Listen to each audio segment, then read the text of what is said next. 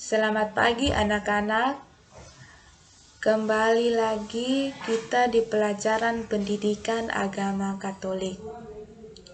Baik anak-anak, sebelum kita memulai pembelajaran kita pada hari ini, marilah kita awali dengan berdoa.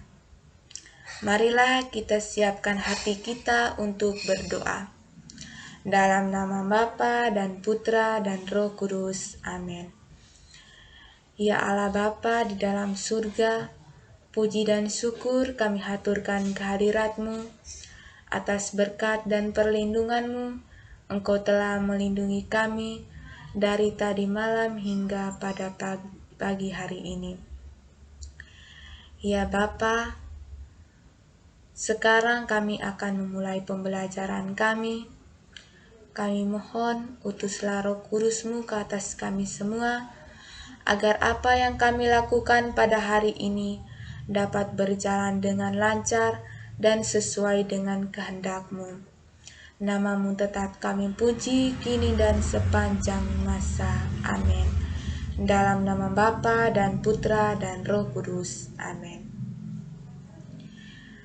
Oke, baik anak-anak. Hari ini kita masuk ke materi bab 2 tentang aku diciptakan sebagai perempuan atau laki-laki. Dalam bab 2 ini kita belajar materi pokok yang pertama, yaitu aku bangga sebagai perempuan atau laki-laki. Tujuan pembelajaran kita pada hari ini yang pertama, menjelaskan hal-hal yang patut dibanggakan sebagai perempuan atau laki-laki. Yang kedua, menjelaskan perilaku atau kebiasaan yang perlu dikembangkan agar menjadi pribadi perempuan atau laki-laki. Yang ketiga, menjelaskan pandangan gereja tentang perempuan atau laki-laki. Baik anak-anak, umumnya remaja mempunyai kebanggaan terhadap keberadaan dirinya sebagai perempuan atau laki-laki. Tetapi sikap kebanggaan itu mengakibatkan ada pandangan negatif tentang lawan jenisnya.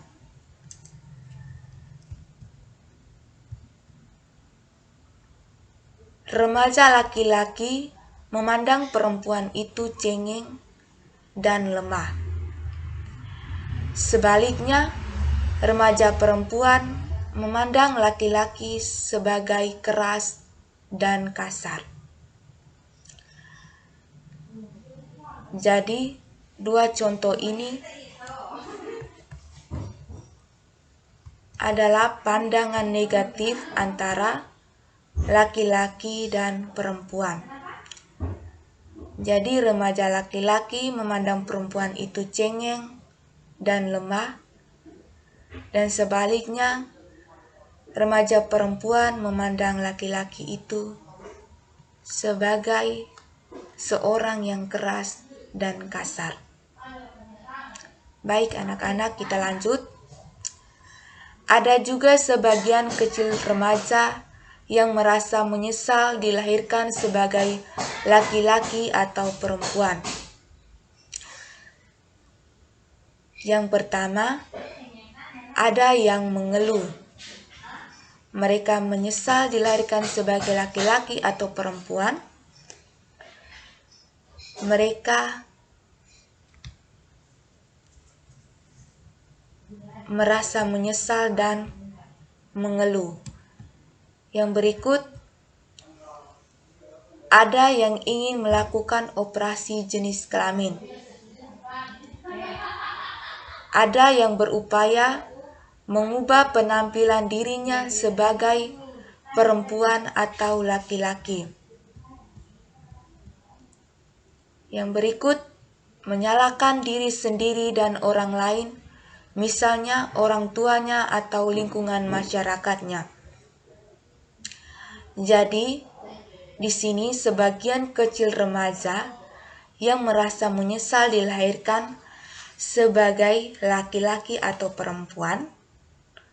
Mereka mengeluh dan ada yang ingin melakukan operasi jenis kelamin.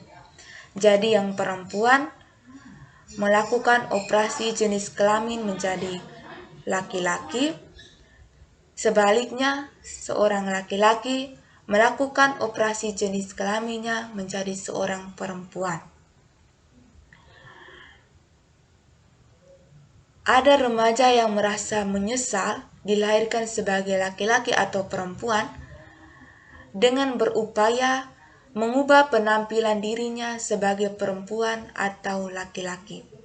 Jadi, di sini mereka mengubah penampilan mereka sebagai perempuan atau laki-laki.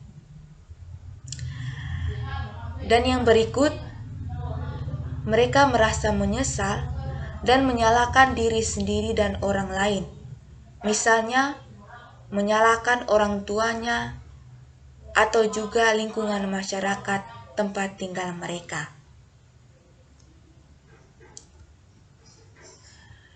Bila hal tersebut sudah terjadi, maka sangat sulit baginya untuk mensyukuri hidup ini sebagai suatu anugerah Tuhan. Jadi mereka merasa menyesal dilahirkan sebagai seorang laki-laki dan seorang perempuan. Mereka mengeluh, melakukan operasi jenis kelamin, berupaya untuk mengubah penampilan mereka, menyalahkan diri sendiri dan orang lain. Ini adalah salah satu sikap di mana kita melihat bahwa mereka sulit untuk mensyukuri hidup sebagai suatu anugerah dari Tuhan. Jadi mereka tidak mensyukuri kehidupan mereka, bahwa kehidupan yang mereka alami ini, yang mereka miliki ini adalah suatu anugerah dari Tuhan. Baik anak-anak, kita lanjut.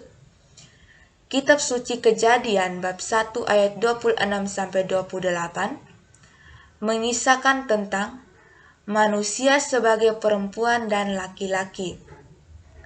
Setiap orang diciptakan manusia sebagai laki-laki atau perempuan, yakni agar saling melengkapi dan saling mengembangkan satu sama lain. Oleh karena itu, mereka dibutuhkan dan membutuhkan lawan jenisnya. Dengan cara itulah manusia saling menyempurnakan sebagaimana yang diharapkan Allah sejak semula. Jadi anak-anak, tujuan khusus dari Allah menciptakan laki-laki dan perempuan ini adalah yakni agar saling melengkapi dan saling mengembangkan satu sama lain, saling membantu dan saling membutuhkan antara satu sama lain, dan saling menyempurnakan. Jadi, tujuan Allah menciptakan laki-laki dengan perempuan itu yaitu untuk saling melengkapi dan saling mengembangkan antara satu dengan yang lain. Jadi, antara laki-laki dan perempuan tidak bisa dipisahkan karena mereka sama-sama saling membutuhkan dan dibutuhkan satu sama lain. Baik anak-anak, kita lanjut. Untuk mendalami materi kita pada hari ini tentang aku bangga diciptakan sebagai laki-laki atau perempuan, maka kita bisa baca Kitab Suci Kejadian bab 1 ayat 26-27, dilanjutkan bab 2 ayat 18, dilanjutkan ayat 21-23. Jadi, anak-anak bisa buka Kitab Suci Kejadian dan bisa membacakan di dalam hati bersama-sama. Kita lanjut. Dalam Katekismus Gereja Katolik yang berbicara tentang perempuan, dan laki-laki menegaskan bahwa di dalam nomor 2333 berbunyi tentang tiap manusia, apakah ia pria atau wanita, harus mengakui dan menerima seksualitasnya. Dan pada nomor 2334 yang berbunyi, ketika menciptakan manusia sebagai pria dan wanita, Allah menganugerahkan kepada pria dan wanita martabat pribadi yang sama dan memberi mereka hak-hak serta tanggung jawab yang khas. Allah menciptakan manusia laki-laki dan perempuan, dan kepadanya masing-masing dilengkapi dengan kebaikan dan keindahan. Allah memberkati dan mengasihi keduanya. Mereka begitu berharga. Kita patut bersyukur karena Allah mempunyai maksud khusus dengan menciptakan kita sebagai laki-laki dan perempuan, yakni supaya melengkapi dan mengembangkan satu terhadap yang lain. Mereka saling membutuhkan dan saling bergantung satu sama lain. Nah, anak-anak, di sini dijelaskan bahwa Allah menciptakan manusia laki-laki dan perempuan itu dilengkapi dengan kebaikan dan keindahan. Karena di mata Allah, laki-laki dan perempuan itu sangat berharga. Maka dari itu, kita sebagai manusia, laki-laki dan perempuan, kita harus patut bersyukur kepada Tuhan yang sudah menciptakan kita. Maksud Allah menciptakan kita manusia, laki-laki dan perempuan, agar kita saling melengkapi dan mengembangkan satu terhadap yang lain. Kita saling membutuhkan dan saling bergantung satu sama lain. Jadi, Allah menciptakan manusia itu dengan maksud dan tujuan khusus, yaitu saling melengkapi dan saling mengembangkan satu dengan yang lain. Baik anak-anak, banyak orang yang dikagumi dan dibanggakan bukan semata-mata karena kecantikan atau kegantengannya, melainkan karena sikap dan karakter serta perbuatan baiknya.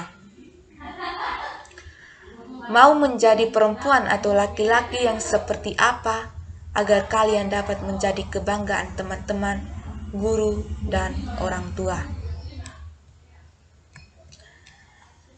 Baik anak-anak, cukup sekian dulu pembelajaran kita pada hari ini.